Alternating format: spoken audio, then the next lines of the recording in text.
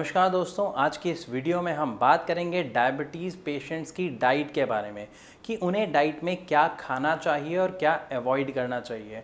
और सबसे इम्पॉर्टेंट बात, ऐसी कौन सी डाइट है, ऐसी कौन सी चीज़ें हैं जो हम रोज़मर्रा की ज़िंदगी में खाते हैं और जिसकी वजह से एक नॉर्मल इंसान डायबिटिक हो जाता है। ये बहुत इंपॉर्टेंट बात है।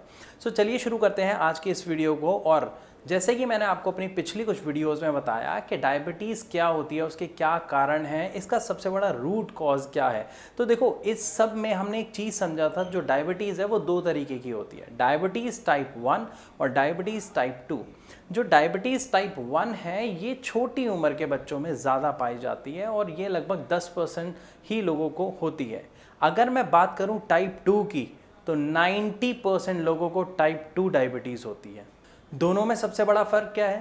टाइप 1 डायबिटीज़ में क्या होता है, जो भी हम खाते हैं, देखो एक सबसे पहले हमारे शरीर की नॉर्मल प्रक्रिया क्या होती है, जो भी हम खाना खाते हैं वो लीवर में जाता है और लीवर एक कैंची की तरह काम करता है, जो हमारे खाने को छोटे छोटे पार्टिकल्स में काट देता है, या ये कहा जाए कि हमारा लीवर हमारे खाने को ग्लूकोज में बदल देता है। तो जब हम वो खाना खाते हैं और वो ग्लूकोज में बदलता है, तो वही खाना आगे जाता है और हमारे पेट के नीचे एक छोटा सा अंग होता है पेनक्रियाज, जिसके अंदर होते हैं बीटा सेल्स जो बनाते हैं हार्मोन जिसका नाम है इंसुलिन। तो इंसुलिन के मिश्रण से जो हमारी बॉडी के सेल्स हैं वो ग्लूकोज को कंज्यूम करते हैं और हमें एनर्जी देते हैं। ये एक नॉर्मल प्रोसेस है। लेकिन अगर मैं बात करूं टाइप 1 डायबिटीज़ के बारे में, तो यहाँ पे क्या होता है, हमारे शरीर के खुद के ही सेल हमारी पेनक्रियाज के जो बीटा सेल्स होते हैं उन्हें नष्ट कर देते हैं, जिनकी वजह से इंसुलिन का जो प्रोडक्शन है, जो उसका उत्पादन है, वो बहुत कम, या ये कहा जाए ना के बराबर हो जाता है या बिल्कुल रुक जाता है, जिसकी वजह से शुगर लेवल बढ़ जाता है, क्योंकि हमारे सेल्स शुगर को कंज्यूम नहीं कर पाते हैं, ले नहीं पाते हैं, उसका प्रयोग नहीं कर पाते हैं, क्योंकि उसमें इंसुलिन नहीं होता। तो इंसुलिन बहुत इंपॉर्टेंट है और इसकी वजह से क्या होता है, शुगर लेवल बढ़ जाता है। तो टाइप 1 में क्या होता है कि पेशेंट को इंजेक्शंस के थ्रू इंसुलिन दी जाती है और उसकी जो शुगर की प्रॉब्लम है उसको कंट्रोल कर लिया जाता है। लेकिन अगर हम बात करें टाइप 2, जो सबसे गंभीर है, जो मैंने भी आपको थोड़ी देर पहले बताया कि ज़्यादातर लोगों में टाइप 2 डायबिटीज़ पाई जाती है। इस बीमारी की सबसे खतरनाक बात दोस्तों ये है कि ये बीमारी पता ही नहीं चलती कि हुई कब। इसको पता लगने में लगभग 8 से 10 साल निकल जाते हैं और जब पता लगता है तब तक बहुत देर हो चुकी होती है। और सबसे गंभीर बात, क्या आप जानते हैं, डायबिटीज़ के कारण हार्ट की बीमारी, किडनी की प्रॉब्लम, स्ट्रोक होना, आपका जो विज़न है, आँखों की बीमारी या पैरालिसिस तक हो जाता है। सो प्लीज़ इस बीमारी को हल्का ना समझें, लाइटली ना लें, क्योंकि अक्सर लोग कहते हैं डायबिटीज़ हर किसी को हो रही है, बड़ी कॉमन है। No, it is not at all common. यहाँ पे आपको ये बात समझनी पड़ेगी, जो टाइप 2 डायबिटीज़ है ये होती क्यों है। देखिए, हम अपनी नॉर्मल लाइफ में क्या करते हैं, आज पार्टी है, चलो पिज़्ज़ा मंगा लिया, कोल्ड ड्रिंक पी ली, या आज समोसे खा लिए, पकोड़े खा लिए, या पैक्ड फूड तो लाइट हमारी ज़िंदगी का एक पार्ट बन गया है। नमकीन ली, पैकेट लिया, फाड़ा खा ली, बिस्किट्स लिए, पैकेट फाड़ा खा लिया। तो जितने भी ये पैक्ड फूड हैं, या जितने भी ऐसा खाना है जो काफ़ी टाइम पहले बना है और हम उसे खा रहे हैं, जिसको आप बासा खाना कहते हैं, लेकिन आप बासा मानेंगे नहीं, अब पिज़्ज़ा है ना, हमें तो फ्रेश बनता हुआ आता दिखता है, लेकिन उसका बेस काफ़ी पहले से बना होता है। तो ऐसी कई चीज़ें जिसके अंदर प्रिजर्वेटिव्स बहुत ज़्यादा हैं, केमिकल्स बहुत ज़्यादा हैं, या वो पहले का बना हुआ है, ऐसे खाने को पचाने के लिए हमारी बॉडी को बहुत मेहनत लगती है और मेहनत के बाद भी वो खाना पूरी तरह पचता नहीं है। और क्या होता है, वो जो उसके केमिकल्स होते हैं, जो वो खाना होता है, वो हमारी आंतों के अंदर कहीं ना कहीं चिपकता चला जाता है। ये इतना स्लो प्रोसेस होता है कि हमें पता ही नहीं चलता और लगभग 8 से 10 साल लग जाते हैं हमारी इन्हीं हैबिट्स को, और जिसके थ्रू कोई भी एक नॉर्मल बंदा डायबिटिक हो जाता है। अब रीज़न अभी मैंने आपको बताया, ये खाना कहीं ना कहीं हमारी आंतों में चिपकता है, आंतों से जब ये खून में मिलता है, हमारी बॉडी में एब्जॉर्ब होता है, तो धीरे धीरे यही गंदगी हमारी पेनक्रियाज तक जाती है और पेनक्रियाज में जो बीटा सेल्स होते हैं उनको उनका काम करने से रोकती है, जिसकी वजह से क्या होता है, जो इंसुलिन होता है वो ठीक तरीके से नहीं बनता, ना ठीक मात्रा में बनता। और जो हमारे सेल्स होते हैं जो ग्लूकोज को लेते हैं, वो कब ग्लूकोज को लेते हैं, मैंने अपनी पिछली वीडियो में आपको समझाया था। एक सेम उदाहरण लेके समझाता हूँ, आपको अच्छे से समझ आएगा। एक ताला और एक चाबी। तो ताला है, उस ताले को खोलने के लिए चाबी चाहिए। इंसुलिन एक चाबी है, जिस चाबी से सेल नाम का ताला खुलता है और ग्लूकोज उसके अंदर चला जाता है। लेकिन जब अभी मैंने बताया हमारे गलत खान पान की वजह से क्या होता है, जो इंसुलिन बन रहा है वो ठीक नहीं है, तो वो जो इंसुलिन है वो सेल्स को ठीक रिस्पॉन्ड नहीं करता, मतलब सेल्स उसमें प्रॉपर रिस्पॉन्स नहीं करते हैं, सेल्स प्रॉपर खुलते नहीं हैं, या ये कहा जाए वो सेल्स ग्लूकोज को कंज्यूम नहीं कर पाते हैं। अब यहाँ पे एक बहुत बड़ी प्रॉब्लम आती है, जब वो नहीं कंज्यूम कर पाते तो हमारे ग्लूकोज का लेवल बढ़ जाता है, शुगर का लेवल बढ़ जाता है। यहाँ पर एक और बात आपको समझना ज़रूरी होगा कि जो भी कोई बीमारी है उसका अगर रूट कॉज, उसका मेन कारण पकड़ लें तो उसका इलाज संभव है। अगर हम बात करें शुगर की, तो शुगर की बीमारी को ठीक नहीं किया जा सकता, लेकिन कंट्रोल ज़रूर किया जा सकता है, और शुगर से होने वाली आगे जो गंभीर बीमारियां हैं और उनसे बचा जा सकता है। कैसे? देखो, जो रूट कॉज है, अब रूट कॉज क्या है कि सेल्स प्रॉपर वर्क नहीं कर रहे। अब उसके लिए हमें क्या करना पड़ेगा, उसके लिए हमें मेडिसिन लेनी पड़ेगी ताकि वो सेल्स प्रॉपर रिस्पॉन्स करना शुरू करें। लेकिन अगर हम अभी दवाई वाले पोर्शन पे नहीं जाते हैं, हम बात करते हैं कि हमें अपना शुगर लेवल है उसको कंट्रोल करना है, तो उसके लिए भी एक प्रोसेस है। यहाँ तक आपको समझ आया कि ग्लूकोज क्यों बढ़ रहा है, शुगर लेवल क्यों बढ़ रहा है और डायबिटीज़ क्यों हो रहा है। अब ज़रा बात करते हैं कि इसको हम कैसे कंट्रोल कर सकते हैं। ठीक, अब किसी को डायबिटीज़ हो गया, लेकिन अब क्या करें, व्हाट नेक्स्ट? तो हमारे पास दो तरीके हैं।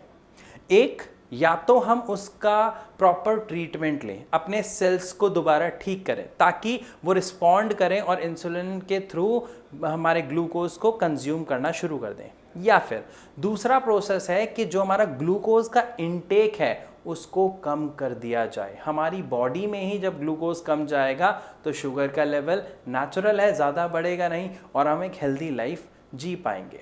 तो इसके लिए हमें करना क्या होगा, हमको अपनी डाइट में चेंजेस करने पड़ेंगे। अब डाइट में किस तरीके के चेंजेस करने पड़ेंगे, किस तरीके की डाइट हमारे लिए जो है हेल्पफुल है, मददगार है या फ़ायदेमंद है, इसको समझते हैं।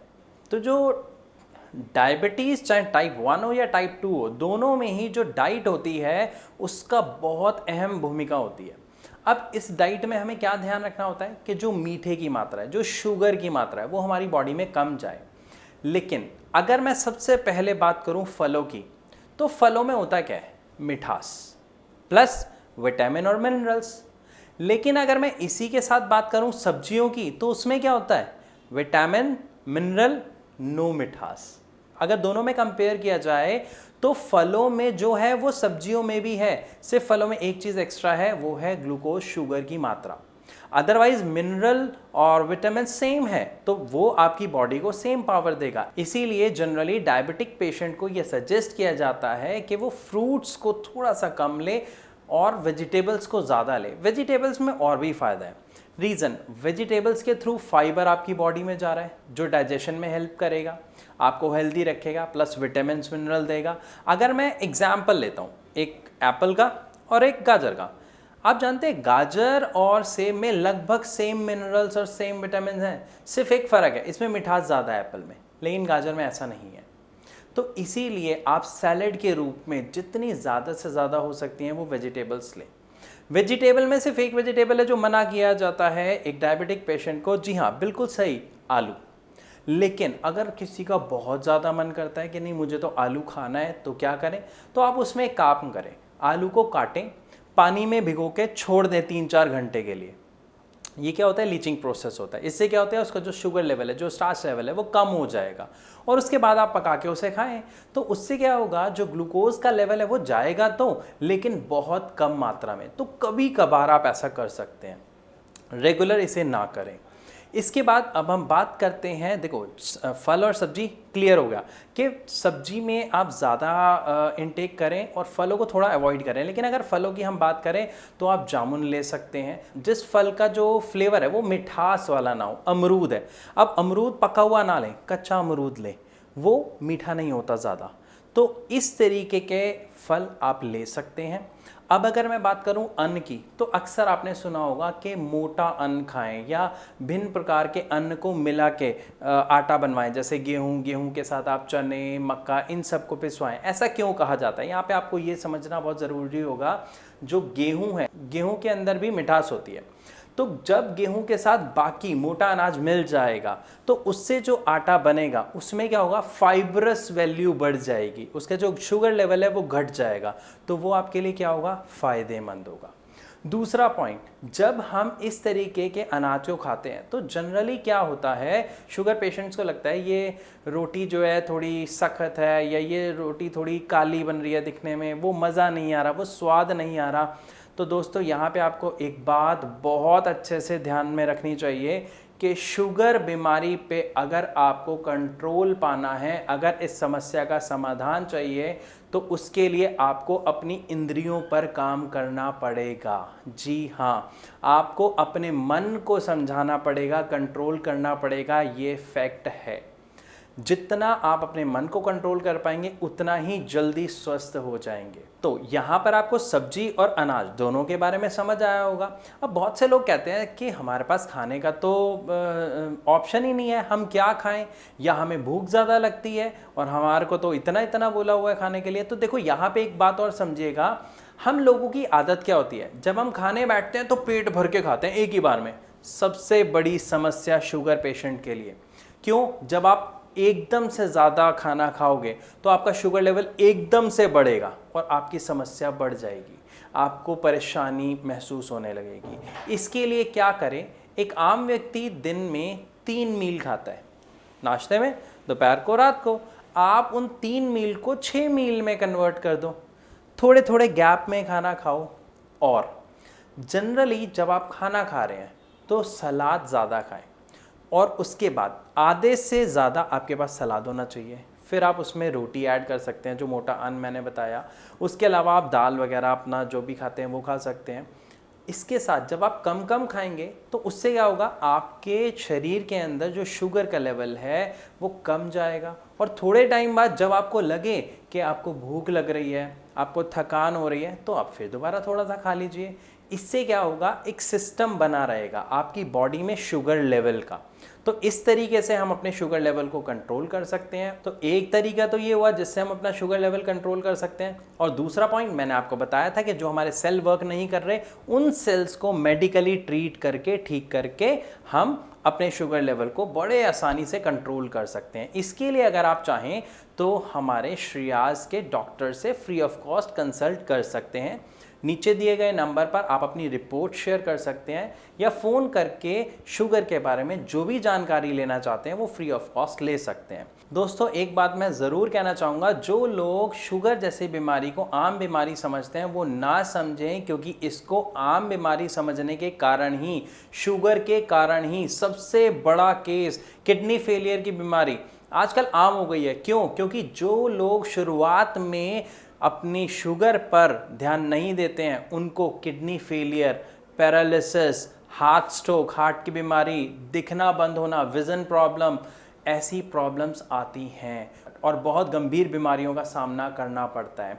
सो प्लीज़, अगर आपको डायबिटीज़ है या डायबिटीज़ की आपके किसी रिलेटिव को कोई शिकायत है तो उसको गंभीरता से लें। किसी भी समस्या के समाधान के लिए आप श्रेयास के डॉक्टर से संपर्क कर सकते हैं।